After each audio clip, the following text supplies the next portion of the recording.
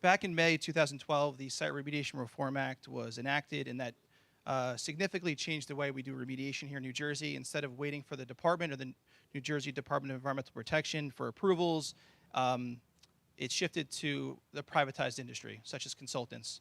And these people are licensed in the state. I have a license, Kara here as well has some. Here at First Environment, we have 4 LSRPs. So for a site like this, we don't need to go to the department for approvals. We don't need to ask permission to conduct our investigation. We essentially have rules in place and guidance in place that we will follow to conduct the remediation, and you'll only do what's necessary.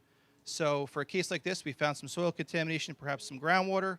We'd be delineating it, trying to figure out how far it extended, and then essentially implementing a remedy. So it's changed things in the industry a lot here in New Jersey, and you will see it as well in Connecticut and Massachusetts.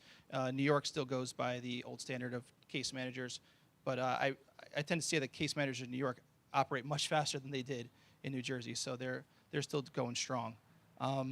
Essentially, once the investigation and remediation is complete, the LSRP needs to issue what's called a response action outcome. It's the new no further action letter, which some of you may know, that essentially closes out the case. Whether this claim is approved or denied or coverage, whatever happens, the property owner is still required by law to complete that investigation under certain time frames, and if they don't complete it, there are violations and fines that could be assessed. Whether the department will actually go forward with that, someone really has to be recalcitrant and not doing the work to receive a fine. But it has happened, and we probably will see more cases like that. So again, the LSRP essentially is guiding the process. My recommendation is to, when you get on the phone with an LSRP or another consultant, really lay out the time frames and the framework for the investigation, get an understanding of what you have to do, what they have to do to get their work done, and make sure they understand the costs that may be incurred as part of the policy.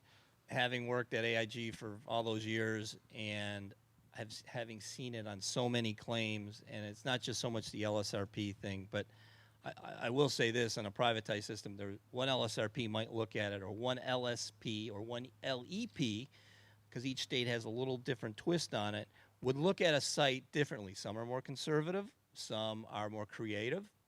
I think having someone who really knows the regulations and, for instance, how to do soil averaging to legally get you out of a closure is a good thing.